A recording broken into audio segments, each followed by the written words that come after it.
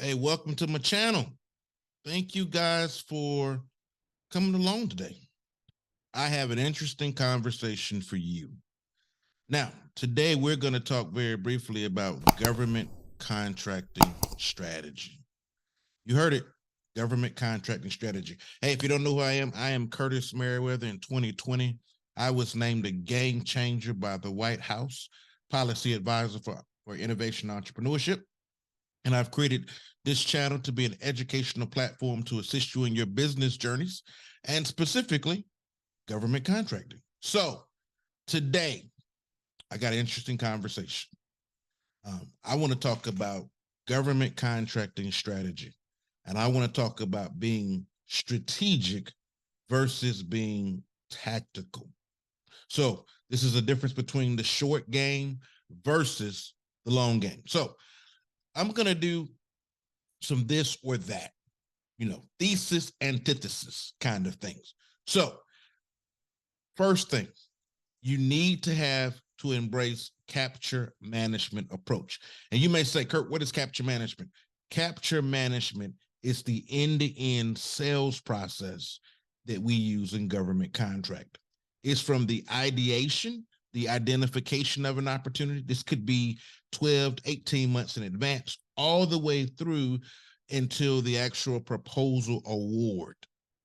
So all those steps in between. Now, there's a process out there that can be very complicated. However, I have synopsized this process down to about 8 steps, but we're not going to talk about that today. But I need you to think about capture management. You may have heard of something called business development.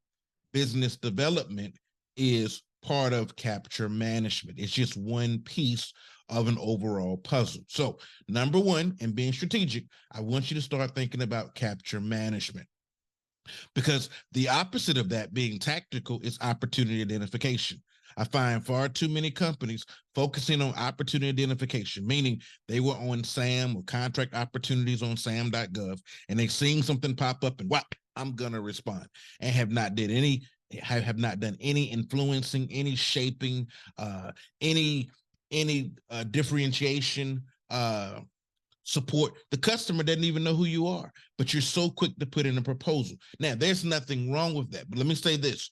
When you do not embrace a capture management approach, you do not know the customer, there is no customer intimacy. And the first time they see your name is in a proposal submission, the potential for success goes down drastically. That's not to say you won't win, because you get the right price and your technical approach is sound, you may win. However, I do need you to know that the odds are stacked severely against you, because the customer, quite frankly, doesn't know who you are. Now, let me give you a practical example. If you're getting ready to get a roof put on your house, you're going to go and probably talk to a couple different vendors and find out who's going to do the best job at an acceptable price. Now, if you have gotten a word of mouth, a friend told you about someone that put their roof on, then it's a very high potential you're going to use that same vendor. So although you didn't have any intimacy with that particular customer, that particular vendor, excuse me, someone referred you. So there's some level of intimacy.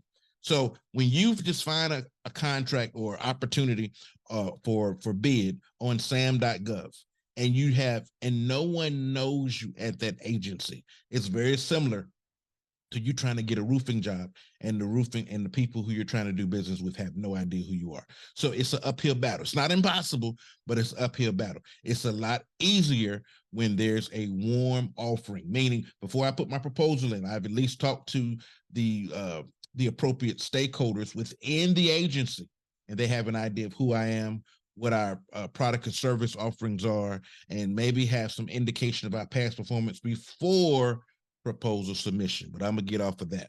Next one, corporate culture and formation. Now, this is talking about creating that vibe. They have a saying that says your vibe will help you find your tribe, and it's very true.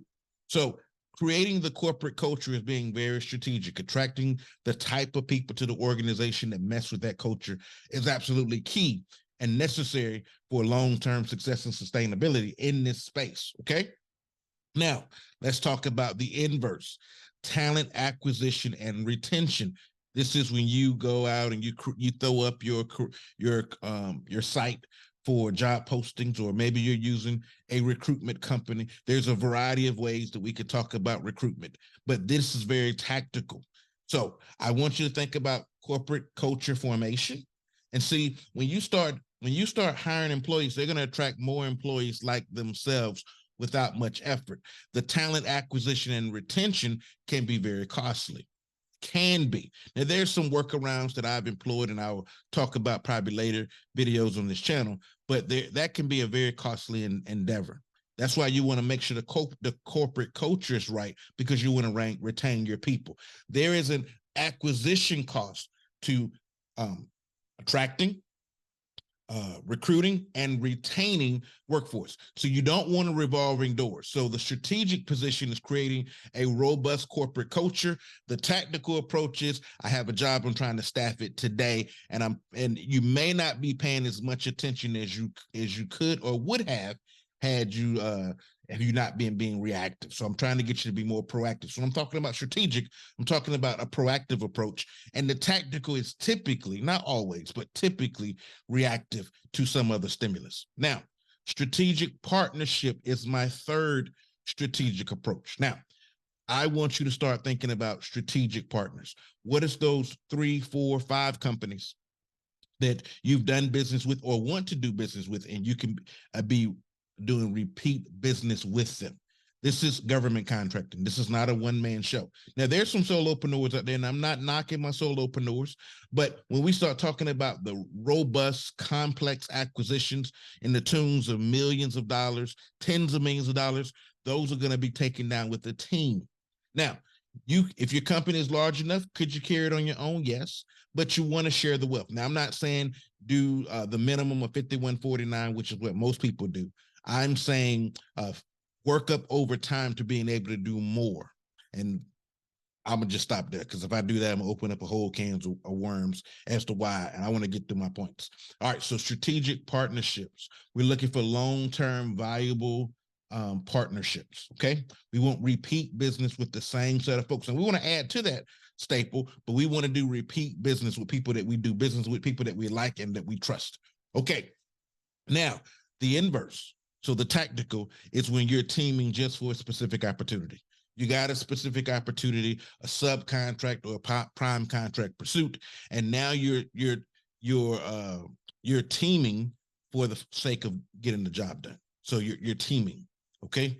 You're teaming for a one-off situation. You know, say said prime was looking for a small that can do X, Y, and Z, and you fit the mold. You're teaming for a specific approach. Or as a prime, you're chasing a specific opportunity, and now you're bringing partners along to help you win that work. So that's very tactical, very specific teaming. Now, the other thing I want you to think about is value delivery model. How are you going to create, capture, and deliver value?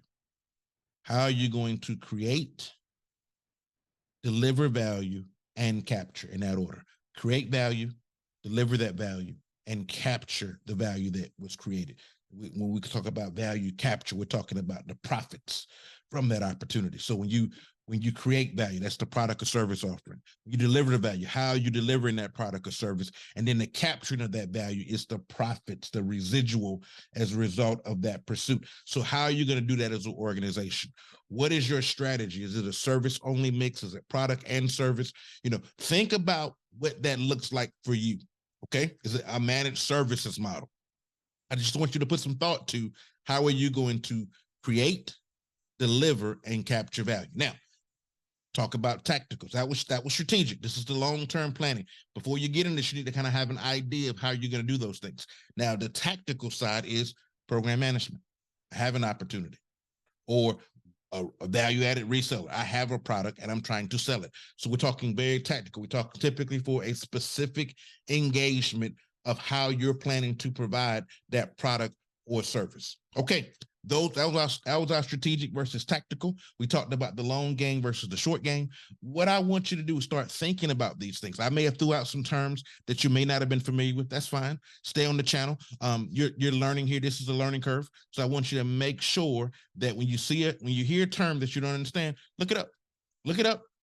We'll watch some additional videos, and I'm probably going to expound on it in later videos. I was where you were at one point, and what I'm here to do is to raise the barometer so that you can actually navigate this space successfully. I want you to understand what you're doing, not just do something because some coach or guru told you, but why are you doing what you're doing? So I'm going to put out a series of informational videos to raise the paradigm, and so that you'll now start absorbing this information as a government contracting executive. When you get in the boardroom across other Fortune 500 companies, pick your favorite one.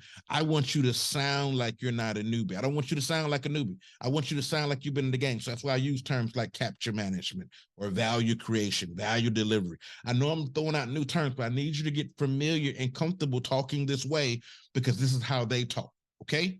And when you get in the room, based on your conversation and how you carry yourself and how well you master some of these concepts, it's going to set you apart from your peers. So what I'm doing is I'm giving you, maybe unbeknownst to you, I'm giving you a competitive advantage. When you come across competitors and the company or the agency has to pick between you and a few others, I want your conversation to be different. I want you to stand apart. So that's why I'm on purpose choosing my words very carefully. But thank you for tuning in. Keep watching the channel and go watch some other videos. And thank you for subscribing to the channel. If you haven't subscribed, please subscribe, like, share, leave me a comment. If you got a question, leave a question, and I'll happily respond to it in future videos. Until next time.